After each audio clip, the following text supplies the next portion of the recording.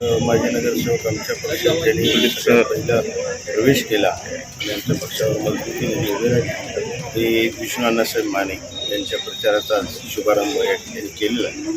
आणि उद्या आमचे राष्ट्रीय अध्यक्ष आमचे आदरणीय नेते नामदार अजितदादा पवार साहेब सांगलीच्या दौऱ्यावर येत आहेत आणि मिरजेत त्या ठिकाणी बऱ्याच लोकांनी आमच्या पक्षावर येण्याचा चर्चा बरेच दिवस चाललेली होती आणि तो शेवटी निर्णय झाला आणि त्या सर्वांनी आपल्या पक्षावर येण्याचं मान्य केलं आहे. त्यामुळे जवळजवळ 15-16 माजी नगरसेवक माजी महापौर हे अशा स्वरूपाचे लोक आहेत जे उद्या आमच्या पक्षात प्रवेश करत आहेत आणि त्यामुळं आपल्याला निश्चित माहिती की आमच्या राष्ट्रवादीची ताकद ही वाढलेली आहे.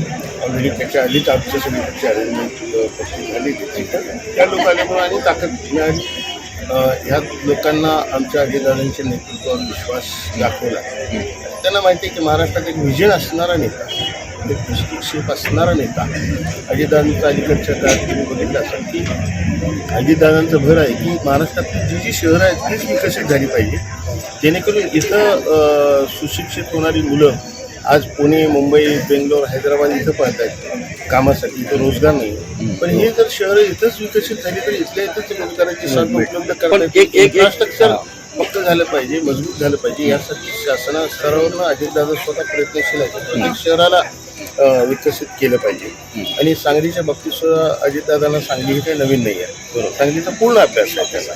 पण यातनं एक संकेत तुम्ही देताय की अजित पवार राष्ट्रवादी ही वेगळी लढणार हे चित्र जवळपास स्पष्ट झालं. आज तरी म्हणजे तो वरच्या पातळीचा प्रश्न आहे. शेवटी धोरणात्मक निर्णयावर पक्ष घेत असतो. त्यामुळे उद्या अजितदादा आल्यानंतर आपल्याला ते स्पष्ट करतील की बोलणं योग्य होणार नाही असं मला वाटतं. कारण आमचे राष्ट्रीय अध्यक्ष यायच्या आधी मी काही गोष्टी जे त्यांनी बोलणं अपेक्षित आहे ते मी बोलणं मला वाटतं की योग्य होणार नाही. त्यामुळे उद्या अजितदादा आल्यानंतर याबाबत त्याची स्पष्टता आपल्याला